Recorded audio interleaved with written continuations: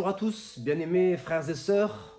J'aimerais partager avec vous une pensée ce matin autour de cette parole, de cette parabole que vous connaissez du fils prodigue. Cette histoire, si vous n'avez pas eu l'occasion de la lire, je vous encourage vivement à la lire. Vous la trouvez dans l'évangile de Luc au chapitre 15. Et il est question d'un père qui avait deux fils.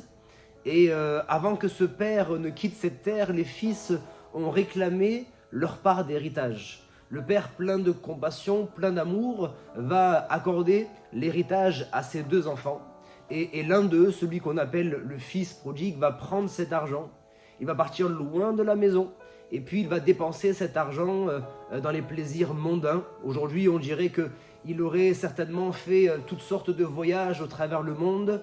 Il aurait été dans les boîtes de nuit. Il aurait dépensé son argent dans les choses futiles, les choses secondaires. Son frère même dira, il a dépensé l'argent avec les prostituées.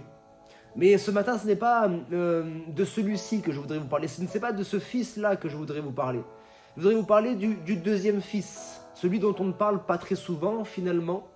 Je crois qu'il y a beaucoup d'enseignements à tirer du fils prodigue, mais il y a également des enseignements à tirer du deuxième fils. Et si je devais donner un titre à la pensée de ce matin, ce serait celui-ci, j'ai oublié d'être un fils.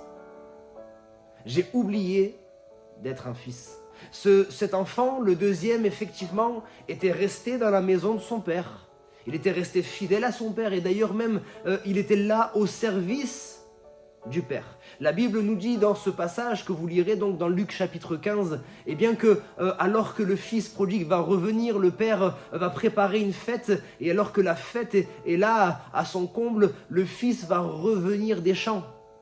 Ça nous montre bien qu'il était donc un serviteur. Et d'ailleurs, il dira à son père, ça fait tant d'années que je te sers.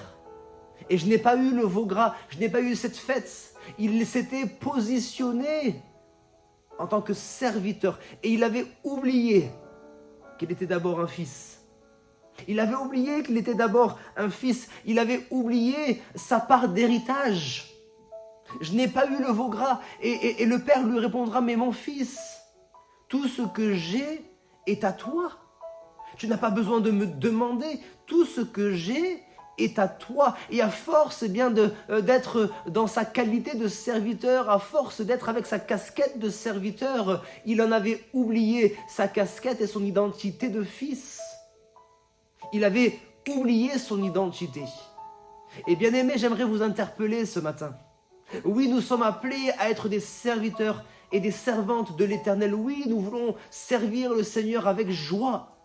Oui, c'est une joie pour nous de servir Dieu. On le fait de tout notre cœur, on le fait sans contrainte. Mais n'oublions pas que nous sommes aussi et avant tout des fils et des filles. Des fils et des filles de Dieu. Si tu sers Dieu, c'est une bonne chose et tu dois continuer à le faire. Si tu ne le fais pas encore, alors tu dois commencer à servir le Seigneur. Que cette année 2024 soit l'occasion pour toi de prendre cette résolution et de dire « Je vais servir Dieu ». Alors peut-être tu n'as pas reçu d'appel pour la louange, pour la musique, tu n'as peut-être pas reçu d'appel pour enseigner aux enfants au club du dimanche. Mais j'aimerais te dire ce que ta main trouve à faire, fais-le.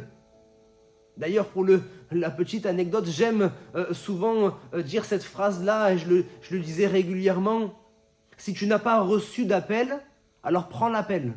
L'appel et le balai. Vous savez, certaines fois, on attend de recevoir un appel particulier, mais il est tellement simple de pouvoir prendre un balai, de prendre une pelle et de venir faire le ménage à l'église, de venir ramasser les feuilles mortes, de venir faire un peu de jardinage. Il y a tellement de besoins dans l'église sans qu'on ait besoin de recevoir un appel. En tout cas, il est bon de servir le Seigneur, mais il est bon également de se souvenir que nous sommes avant tout des fils et des filles de Dieu.